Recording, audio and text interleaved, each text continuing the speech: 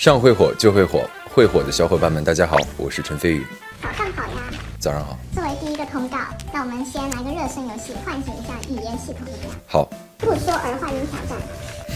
好。考核或者是说儿就要有惩罚。什么惩罚？最后再考试。好，可以开始吗？聊会天，待会，太省事了，好玩，心眼，窗帘，作业本，冰棍，蒜瓣，豆皮，馅饼，口味，玩意，得劲儿，玩意。那没办法，我作为一个北京人，不说儿化音很难。不难就不会难，给你来了。好。那最后有个惩罚，我们先采访。好。这部剧开拍的时候，对你的金发造型就很出圈了。当时冉冉第一次看到镜子里的自己是什么感觉？其实这次染发也是我人生中第一次尝试不一样的发色。之前比如说做一些造型，其实都是喷上的，都是一次性的。然后这次染金发也是为了贴近角色，所以我在进组前的半个月就提前染了金发，去找这个李寻的人物状态。有没有觉得很帅？一开始没觉得，自己每天早上醒来以后看镜子里自己是金发啊，是金发啊，是金发。好像已经忘了自己染过发了，有点不太敢出门，因为顶着一头黄发，如果不是为了角色的话，我可能日常生活中也不会去尝试饱和度那么高的颜色的发色。剧里面被同学们说这个发色是杀马特，那如果现实生活中就是你被吐槽造型了，那就被吐槽呗。我觉得每个人的审美都不太一样，我也尊重每一个人的审美。你觉得自己有过杀马特的时候？我有过胖的时候，那个发型可能稍微有一点点吧。每天被镜自拍的？也不是每天吧，也不是每天吧，经常吧。所以饰演这个角色，你觉得对你来说难吗？挺难的，因为我平时生活中还是话挺多的一个人，我也比较爱和身边的人聊天。但是李寻就完全处于一个每天独处的一个状态。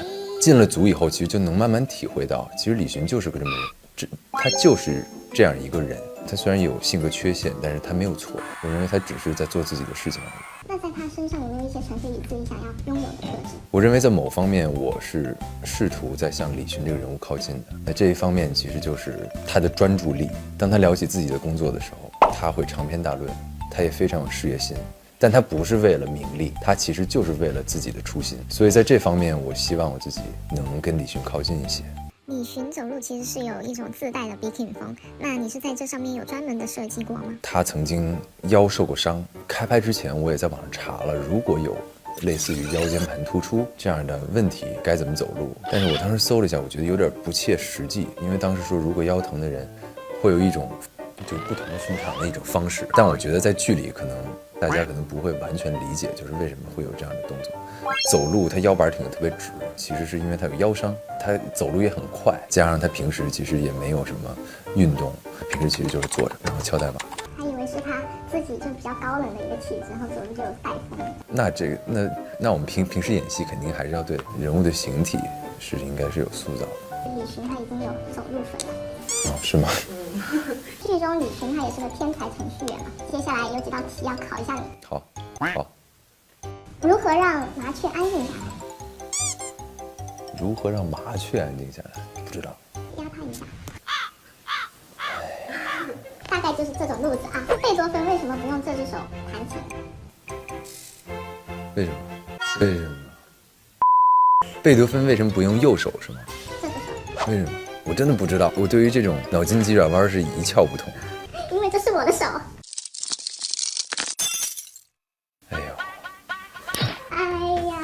哎呦，26个字母为什么现在只剩25个？提示一下，跟最近一个网络热梗有关。你就直接告诉我吧。被拴住了！救救我！救救我！救救我 ！Thank you， 这些难度不太重要。我们下一题重要一点。出道到现在的作品基本上都是用原声台词出演，那李寻这个角色在台词的处理上有什么特别之处不？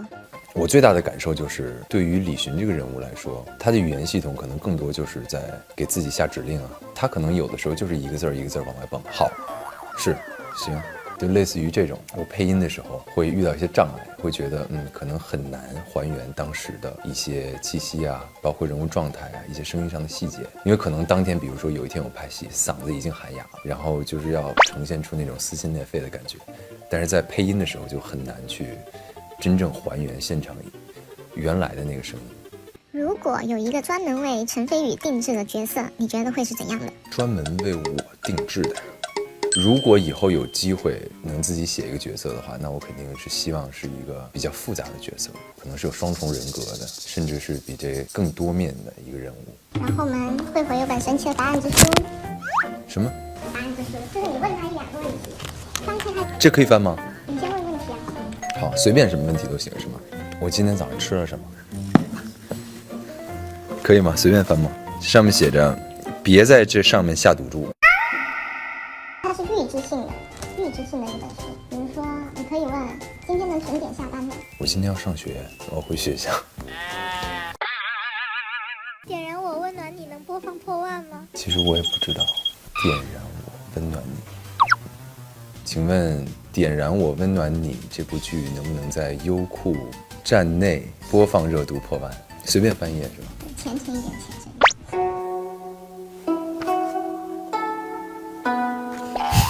这上面写着你必须随机应变。哎，那如果破万的话，要不要立一个 flag？可以啊，我觉得得随机应变一点，那就咱们就看吧，就是看它播出怎么样，好吗？播出到什么样再说吧。好，我们最后那个特别的方式打板。特别方式？什么特别方式？有些艺人3次比赛。